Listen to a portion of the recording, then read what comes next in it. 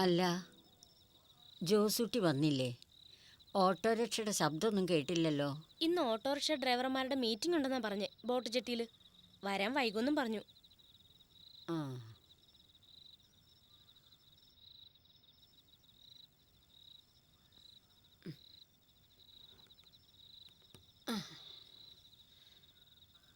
വയസ്സുകാലത്ത് ദൈവം തമ്പുരാനാ നിങ്ങളെ രണ്ടുപേരെയും എനിക്ക് സഹായത്തിന് എത്തിച്ചു തന്നത്. നിങ്ങളില്ലായിരുന്നെങ്കിൽ ഞാൻ കഷ്ടപ്പെട്ടു പോയേനെ. അങ്ങനെയൊന്നും പറയാതമ്മാമ്മേ. അനാഥശാലയിൽ നിന്ന് ഞങ്ങളെ കല്യാണം കഴിപ്പിച്ച് പറഞ്ഞയച്ചപ്പോൾ അമ്മാമ്മയല്ലേ ഞങ്ങൾക്ക് ഇവിടെ ജീവിക്കാൻ ഇടം തന്നത്? അതും ദൈവനിശ്ചയം. പൗലോസച്ചൻ പറഞ്ഞ എനിക്ക് തട്ടിക്കളയാൻ പറ്റത്തില്ല. ആ, അച്ചായൻ വന്നു.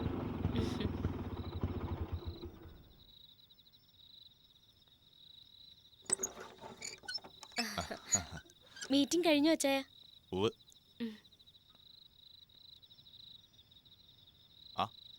അമ്മാമ്മ ഇതുവരെ ഉറങ്ങിയില്ലേ? ആ, ഓരോന്ന് ഓർത്തിട്ട് ഉറക്കം വരുന്നില്ല ജോസൂട്ടി. ഗുളിക കൊടുത്തില്ലേടി? എല്ലാ മരുന്നും കൊടുത്തു. എൻ്റെ മോള് റോസമ്മ ഉണ്ടായിരുന്നെങ്കിൽ ഇപ്പം നിങ്ങൾക്കൊന്നും ഈ കിഴവിയെ കൊണ്ട് ഒരു ബുദ്ധിമുട്ടും ഉണ്ടാവുകയില്ലായിരുന്നു. ഇതെന്നെ വർത്താന അമ്മാമ്മേ. ഞങ്ങൾക്ക് എന്നെ ബുദ്ധിമുട്ട്? അമ്മാമ്മ അല്ലാണ്ട് ഞങ്ങൾക്കാരാ ഉള്ളത്? ശരിയാ. എങ്കിലും എൻ്റെ മോളെ കർത്താവ് ആദ്യം വിളിച്ചല്ലോ. ഞാനിങ്ങനെ കാത്തിരിക്കും. അമ്മാമ്മ ഇങ്ങനെ ഓരോന്ന് ഓർക്കല്ലേ, വെറുതെ വിഷമിക്കാൻ. ആ അമ്മാമ്മേ, ഞാനിന്ന് പൗലോസച്ചനെ കണ്ടിരുന്നു. ആ തോമാച്ചനെ വിട്ടെന്നെ വിളിപ്പിച്ചതാ. ആഹാ, പൗലോസച്ചൻ്റെ വിശേഷം എന്തുവാടാ? ആരോഗ്യമൊക്കെ എങ്ങനെ? ആ, അച്ഛൻ എന്തു പറഞ്ഞു? അമ്മാമ്മയോടൊന്ന് അത്രടം വരെ ചെല്ലാൻ പറഞ്ഞു. എന്താ കാര്യം? കാര്യമൊന്നും പറഞ്ഞില്ല, ഒന്ന് കാണണമെന്ന് മാത്രം പറഞ്ഞു. ശരിയാ, എനിക്കും ഒന്ന് കാണണം. പഴയ ആളല്ലേ, പ്രായം ഒത്തിരിയായി. ആ, ലിസി പെണ്ണെ, നാളെ കാലത്തെ നമുക്കൊന്ന് പോവാം. വെയിൽ മൂക്കുമ്പോഴേക്കും തിരിച്ചെത്താലോ. ആ, നീ ജോസൂട്ടിക്ക് അത്താഴം വിളമ്പ്.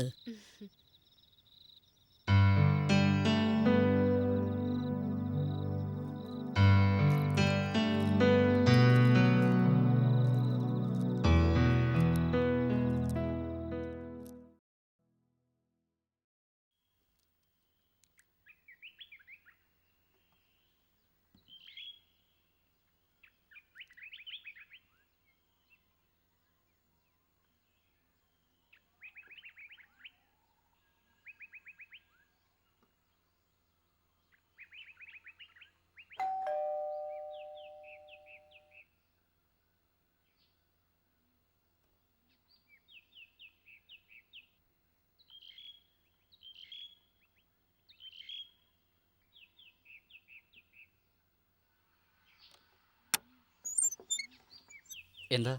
പൗലോസ് അച്ഛനില്ലേ? ഉണ്ട്. കൈക്കൂട്ടത്തിൽ മറിയാമ്മ വന്നിരിക്കണമെന്ന് പറഞ്ഞാൽ മതി. ആ,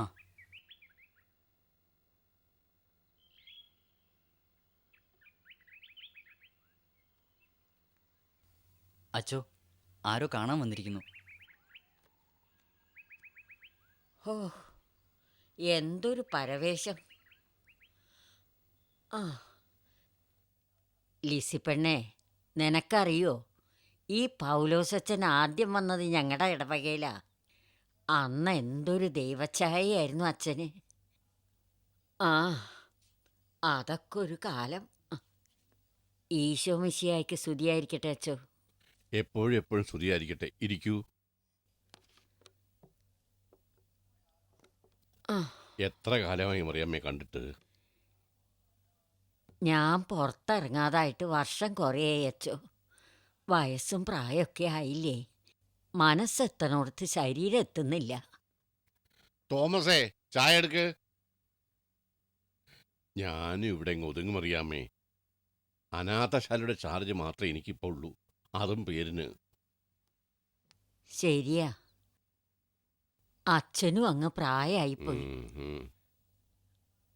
ആട്ടെ, എന്തിനാ അച്ഛ എന്നെ വിളിപ്പിച്ചത്? പഴയ ആൾക്കാർ നമ്മളിച്ചിട്ടല്ലേ ഇപ്പൊ ജീവിച്ചിരിപ്പുള്ളൂ. അപ്പൊ ഒന്ന് കാണണം തോന്നി. ആരെയാ എപ്പോഴാ കർത്താവ് വിളിക്കുന്നതെന്ന് അറിയാൻ മേലാലോ. ഉം. ശരി അച്ഛോ, നേരത്തെ പോയവരെ ഭാഗ്യവാന്മാരാ.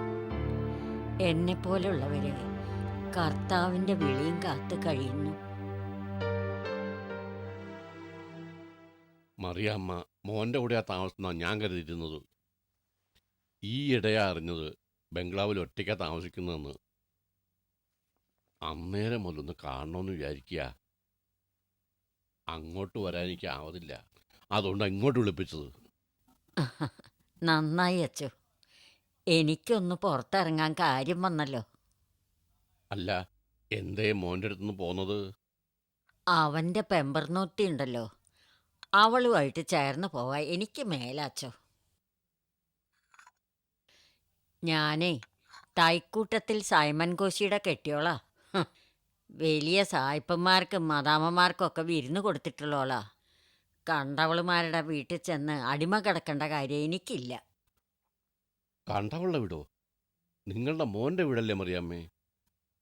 കാര്യം എൻ്റെ മോനാണെങ്കിലും അവൻ്റെ തല തിരിഞ്ഞു പോയച്ചോ. അവൾ അവനെ വെറും ഒരു പാവയാക്കി. ഇപ്പൊ അവൻ എനിക്കെതിരാണച്ചോ. അത് കഷ്ടമായല്ലോ മറിയാമ്മേ. അച്ഛനറിയാവോ, റോക്കിയുടെ വീതം അണാ പൈസ ബാക്കിയില്ലാതെ ഞാൻ അവന് കൊടുത്തതാ. കമ്പനിയുടെ ഷെയറുകൾ മുഴുവൻ ഞാൻ അവന് കൈമാറി. ബംഗ്ലാവ് സ്ഥലവും എൻ്റെ പേരില. അതേതോ കമ്പനിക്ക് കൊടുക്കണമെന്നാ റോക്കി നിർബന്ധിക്കുന്നത്. അവർക്കെന്തോ വലിയ ഓഫീസ് കെട്ടിടം പണിയണം പോലും. എന്നിട്ട് മറിയാമ്മ എന്ത് തീരുമാനിച്ചു? അച്ചോ, എൻ്റെ റോസമ്മ പോയി. പക്ഷേ അവൾക്കൊരു മകളുണ്ട്, എൻ്റെ കൊച്ചുമോള്. ഞാൻ ഇന്നോളം കണ്ടിട്ടില്ല. എൻ്റെ ചോര അവള്. എവിടെയോ ഉണ്ട്.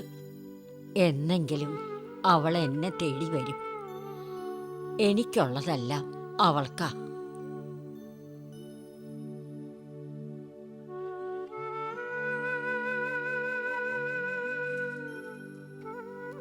എന്തിനും ഒരു നീതി വേണ്ടേ അച്ചോ?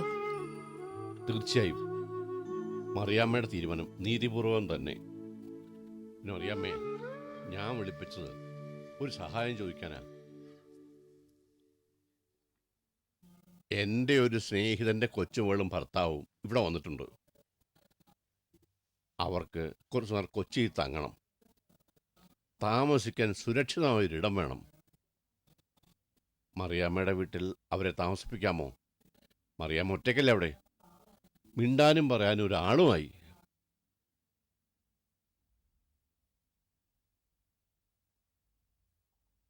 ആയിക്കോട്ടെ അച്ചോ, അച്ഛൻ്റെ ആൾക്കാരല്ലേ, എനിക്ക് വിശ്വാസ. വളരെ നന്ദി മറിയാമ്മേ. ഞാൻ ഉടനെ അവരെ അങ്ങോട്ട് അയക്കാം.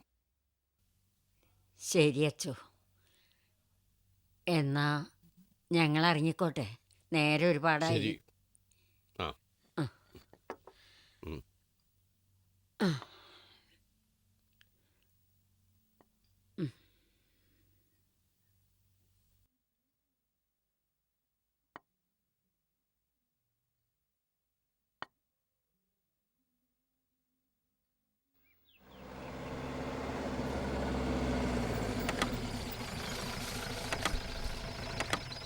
നിങ്ങളാണോ പൗലോസച്ചൻ പറഞ്ഞയച്ചവര്?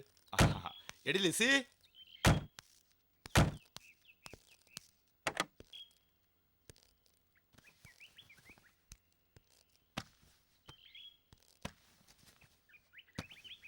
ഞാനെടുക്കാം ഒരെണ്ണം. ഞാനെടുത്തോളാം.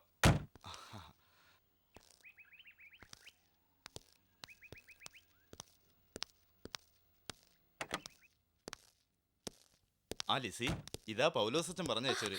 എന്റെ അന്തോണിസ് പുണ്യാളാ, നിങ്ങളാണോ ഇവിടെ താമസിക്കാൻ വരുന്നെന്ന് പറഞ്ഞേ? ഹായ് അമ്മാമ്മേ, അമ്മാമ്മേ, ഇതാരാ വന്നിരിക്കുന്നേന്ന് നോക്കിയേ. ആ. അച്ചായ, ഇവരാ അന്ന് വന്നത്. ഓ, ദൈവം പറഞ്ഞയച്ചതാണെന്ന് അമ്മാമ്മ പറഞ്ഞത്. അതന്നെ. ആരാ ലിസിപ്പെണ്ണേ? ഏ ദേ അമ്മമ്മ നോക്കിയേ.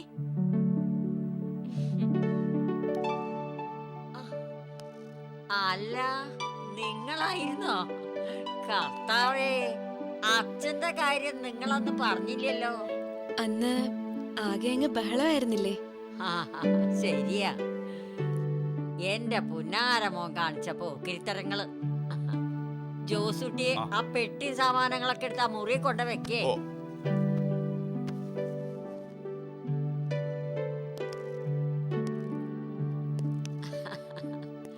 നിങ്ങൾക്കുള്ള മുറിയൊക്കെ റെഡിയാക്കി വെച്ചിരിക്കല്ലേ. പൗലോസച്ചന്റെ ആൾക്കാരെന്ന് പറഞ്ഞാൽ ഞങ്ങളുടെ സ്വന്തം ആളുകളല്ലേ. എന്റെ കെട്ടിയോന്റെ വലിയ അടുപ്പക്കാരനായിരുന്നു പൗലോസച്ചൻ. എല്ലാ കാര്യത്തിനും അച്ഛനായിരുന്നു തൈക്കൂട്ടത്ത് സൈമൻ കോശിയുടെ ഉപദേഷ്ടാവ്. ആ, എന്നാ നിങ്ങൾ മുറിയിലോട്ട് ചെല്ലേ, കുപ്പായൊക്കെ ഒന്ന് മാറ്. നമുക്കിനി സന്തോഷായിട്ട് ഇനി ഇവിടെ അങ്ങോട്ട് കൂടാം. ആ, വാ വാ.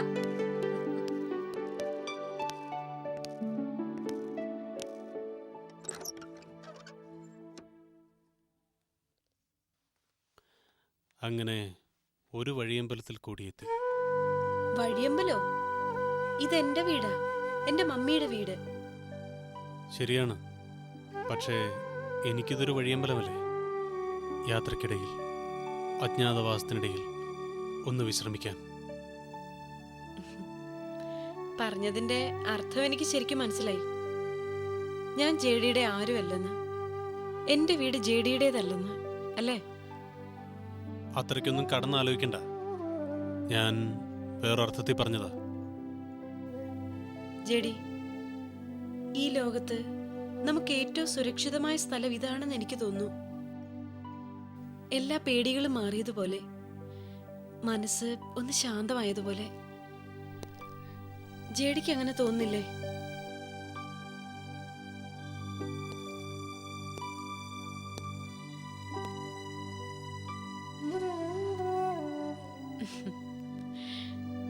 എനിക്കറിയാം, ജേഡിയുടെ മനസ്സ് മുഴുവൻ ഹൈദരാബാദാണ്. അവിടുത്തെ ശത്രുക്കളാണ്, അല്ലേ? അല്ലെന്ന് പറഞ്ഞാ അത് നുണയാവും. കുറച്ചുനാൾ നമുക്ക് ഇവിടെ ജീവിക്കാൻ ജേഡി. ഈ നിശബ്ദതയില്, അമ്മാമ്മയുടെ സ്നേഹത്തില്. നീ പറയുന്നത് എനിക്ക് മനസ്സിലാവുന്നുണ്ട് നാദര. പക്ഷേ എൻ്റെ ജീവിതത്തിലെ ഏറ്റവും ക്രിയേറ്റീവായിട്ടുള്ള ഫേസ് ഞാൻ ചെലവഴിച്ചത് ഹൈദരാബാദിലാണ്. It's deep sunk in my system. ആ നഗരത്തെ മനസ്സിൽ നിന്നും അത്ര പെട്ടെന്ന് തുടച്ചു കളയാനാവില്ല. മാത്രമല്ല, അവിടെ ഒരുപാട് കടങ്ങൾ ബാക്കി വെച്ചിട്ടാണ് ഞാൻ ഇങ്ങോട്ട് പോകുന്നത്. എന്നായാലും അതെല്ലാം തീർക്കാൻ ഞാൻ പോയേ മതിയാവും. ആ പ്രശ്നങ്ങൾക്കെല്ലാം പരിഹാരവും ഞാൻ തന്നെയാണ്. My return is inevitable.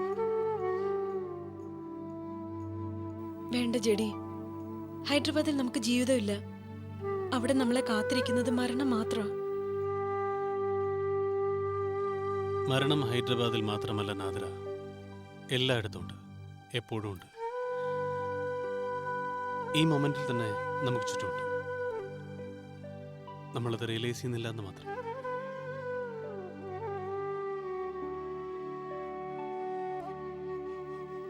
ചായ എടുത്തു വെച്ചിട്ടുണ്ട്, അമ്മമ്മ വിളിക്കുന്നു. ഞങ്ങൾ വന്നോളാം. ഇപ്പൊ വരാം.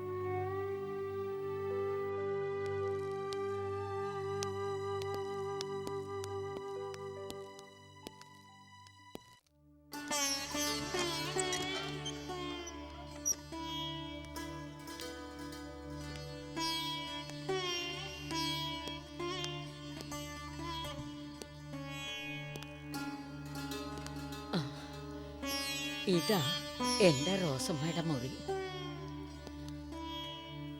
ആ,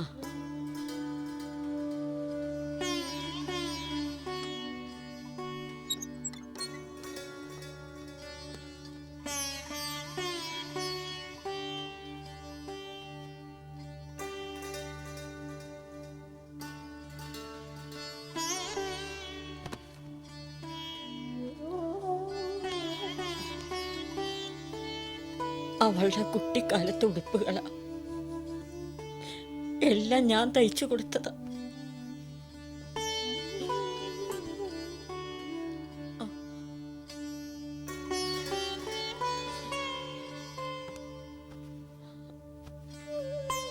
ദേ, നോക്ക്.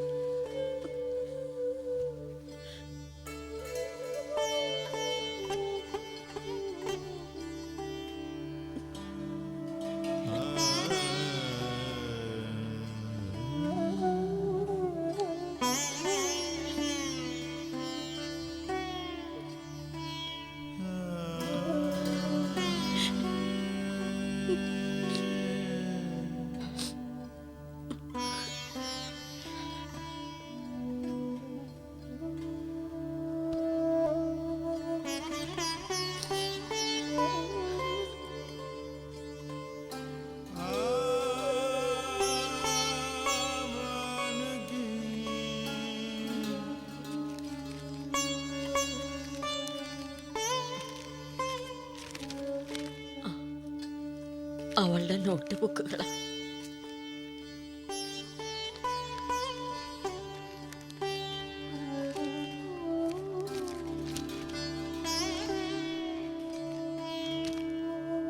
നല്ല നല്ല കൈയക്ഷരം.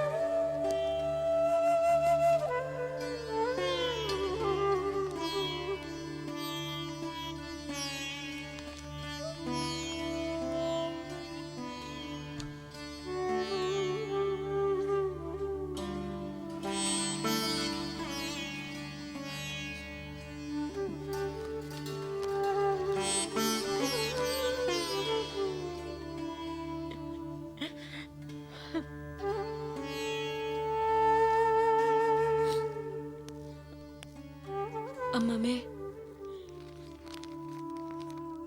എല്ലാ കൊല്ലവും റോസമ്മയുടെ പിറന്നാളിന് ഞാൻ ഈ മുറി വന്ന് കുറേ നേരം ഇരിക്കും. അവളെ പെറ്റത് മുതൽ കാണാതായതുവരെയുള്ള എല്ലാ കാര്യങ്ങളും ഞാനിവിടെ ഇരുന്നോർക്കും. റോസമ്മയെ പെറ്റപ്പോഴ ഞാൻ അമ്മയായത്. അതുകൊണ്ടാ അവളെനിക്ക് ഇത്രയും പൊന്നാരയായത്. പക്ഷേ